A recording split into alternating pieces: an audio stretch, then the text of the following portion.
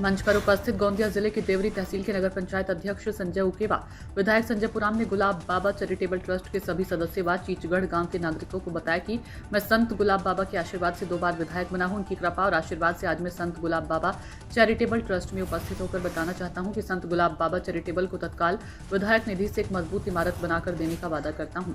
आगे विधायक संजय पुराम क्या कहते हैं, सुनिए। सरांच्या नावाने असल्यामुळे वैयक्तिक जमिनीवर कोणतीही निधी सरकारी देता येत नाही आणि म्हणून याच्यातून यांनी मार्ग काढला आणि आज सर्व मार्ग सोपा झालेला आहे। भविष्यात मी सर्व ट्रस्टींना सांगू इच्छितो की माझ्यावर जे काही उपकार झाले आहेत, जो काही आशीर्वाद झालेला आहे, हे संत गुलाबाबांच्या झाल्यामुळे मी या मतदारसंघाचा 2014 ला आमदार होऊ शकलो, हे बडवलेलं माहिती आहे। लोक सिद्धेश्वर संत गुलाब बाबा की जय।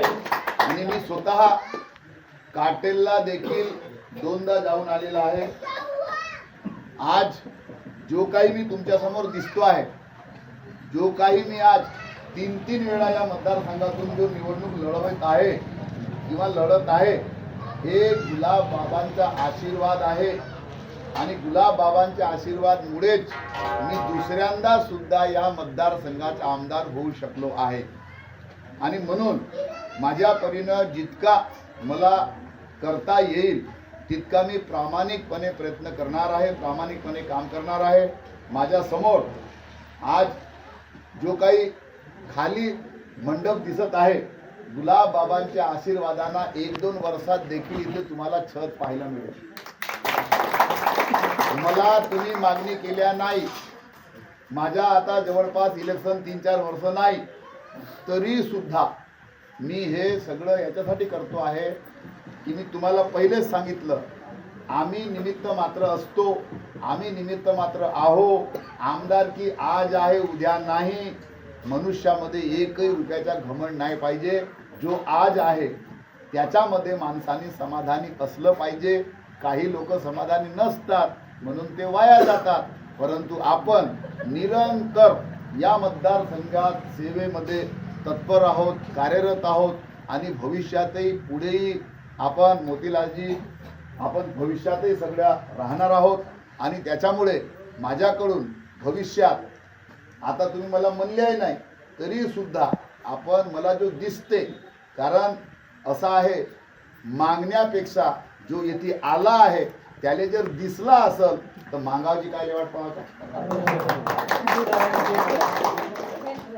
आपण लोक अनेकदा नेता आला म्हणजे नेता वाटत पाहिजे मला काही मागतात। बघा, कुठलाही नेता, आमदार, खासदार हा स्वतःच्या घरचा काही देत नाही।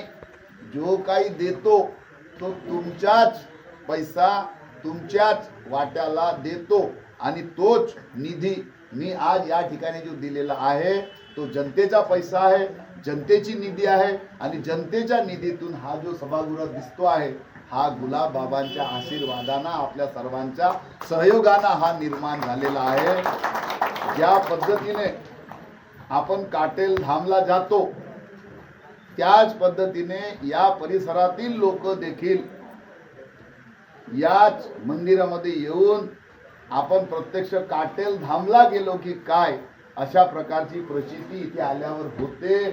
जी मूर्ती काटेल धामला आहे अगदी तीच मूर्ती संत गुलाब बाबांची चीचगढ़ला देखील याच ठिकाणी आहे।